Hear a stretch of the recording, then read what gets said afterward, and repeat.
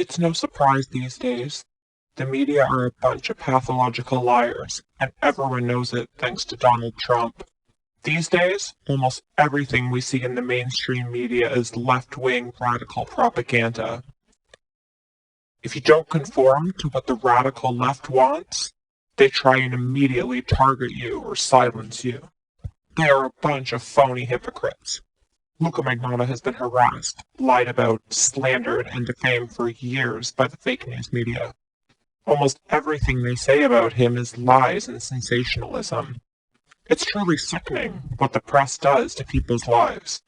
We need more of the truth and less of the lies. In 2007, a crazy forum operator on the internet named Jennifer Foster was operating a Watching Karla Homolka forum. She was obsessed with and stalked Homolka relentlessly. She and David D'Amato, in my opinion, made up stories that Magnotta and Homolka were dating. Luka's friend called into a radio station and explained how Luka's reputation was being damaged by these allegations. Then a crazed tabloid journalist named Joe Warmington picked up the story and pretended to help Luka. Magnotta wanted the story to stop all the lies and harassment. The story was published that the rumor was affecting Magnotta's career. Luka never started this rumor. That is fake news. Zero evidence exists. At his trial, his ridiculous lawyer suggested that he admit to the rumors and gain an insanity defense. Luka reluctantly went along with the legal ploy. For the record, Luka adamantly denies anything to do with Karla Homolka. Everything related to Karla Homolka was all started by David D'Amato and Jen Foster online. Furthermore, Manny Lopez sent the boxes full of body parts, not Magnotta. So people need to get things correct. Next, Luka never, and I repeat never, had any fake online internet accounts or aliases. That is more fake news. It's impossible to tell who is posting things, unless you are there to witness it with your own eyes. Even at trial, zero evidence existed linking Magnotta to any internet activity. His laptop was wiped practically clean. Even hypothetically, if an IP address was traced, it doesn't prove who was behind the computer at that certain time. It only proves it came from that residence. Zero IP addresses ever were linked back to Magnotta. In fact, a lot were linked back to Hamilton, Ontario, and also David D'Amato in New York City. So when the media falsely accused Luka of having hundreds of aliases and fake internet accounts, where was the proof? There was zero proof. It was just more baseless slander by the corrupt press. Also, the press looked ridiculous because all the same internet accounts linked to Magnotta were still posting long after Luka's arrest. Luka never self-promoted himself. He had modeling photos because it was for his job as a model and a male escort. Also, Luka was never an attention seeker, ever. In fact, he avoided the press at all costs. He auditioned for a few reality programs. It's the insistence of his manager. Big deal. Millions of other people did the same and more. The Kardashians must be really sick. Also, Luka's IQ is 140, so he wouldn't waste his time with the liars in the press. He doesn't need them, and he sees right through them. The liars, such as these stalkers posing as animal activists, perpetrated more of the fake news. Deanna Thompson, a morbidly obese stalker from Las Vegas, and John Green, an old man from Los Angeles, operated some irrelevant Facebook group. They falsely claimed Magnotta was using aliases and names to enter that group. That is a big lie, completely unprovable. Luka never entered their irrelevant Facebook group. Beverly Knight and all the other alias names were started by David D'Amato and John Green himself. These people are not animal activists. Magnotta has never been questioned about animal cruelty videos, charged or convicted. A decade later in 2020, these lonely fools are still drooling and obsessing over Magnotta. The truth is, They have secret crushes on him and will do anything to get his attention, which is evident. They concoct these scripts, then email the press these bogus press releases, and the idiots in the media gobble it all up. Luka doesn't even know who any of these losers are.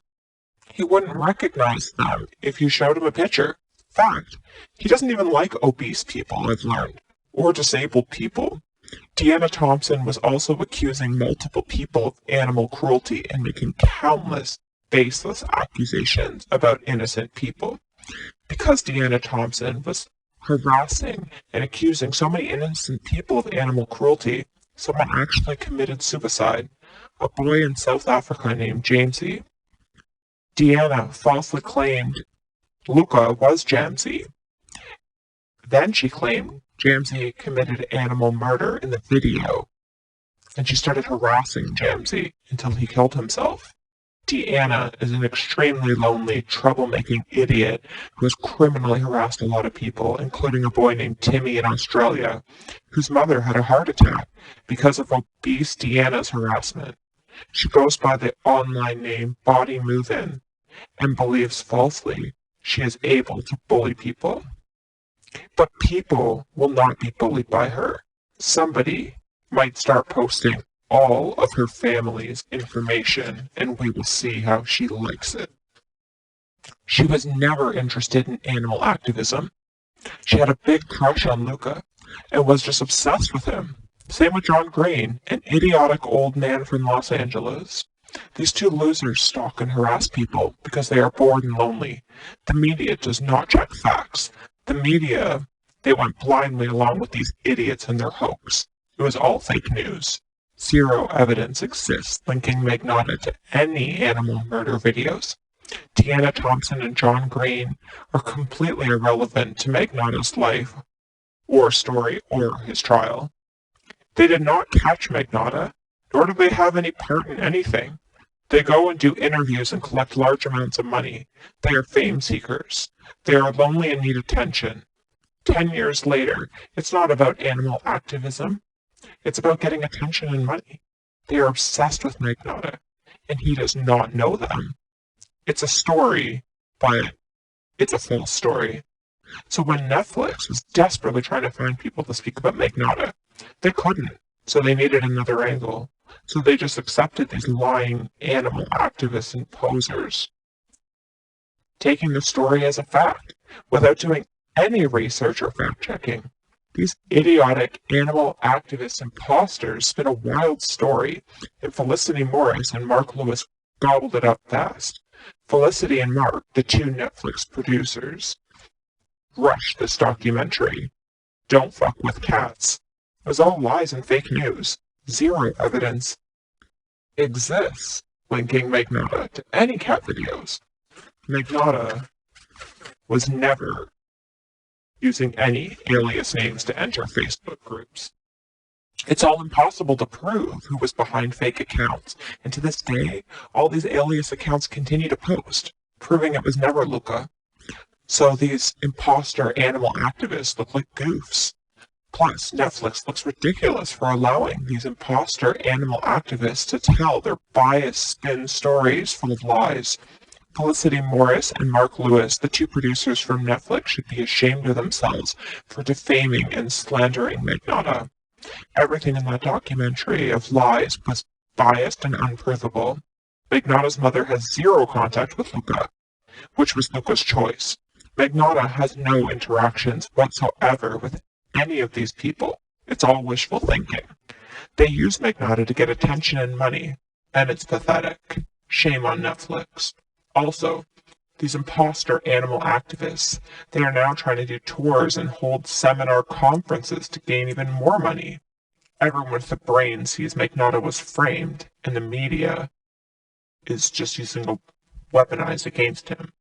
Irrelevant people with no connection to him, his case or the story, continue to try and insert themselves into his life. None of Magnotta's friends speak with the press. Luka never dated or associated with these idiotic, attention-seeking transsexuals. They are liars and who are for sale. People need to stop believing what they are force-fed by the fake news press. Get your own brains and actually do research. Animal activists had zero role in Magnotta's arrest. The police rightfully ignored them for years since zero evidence existed.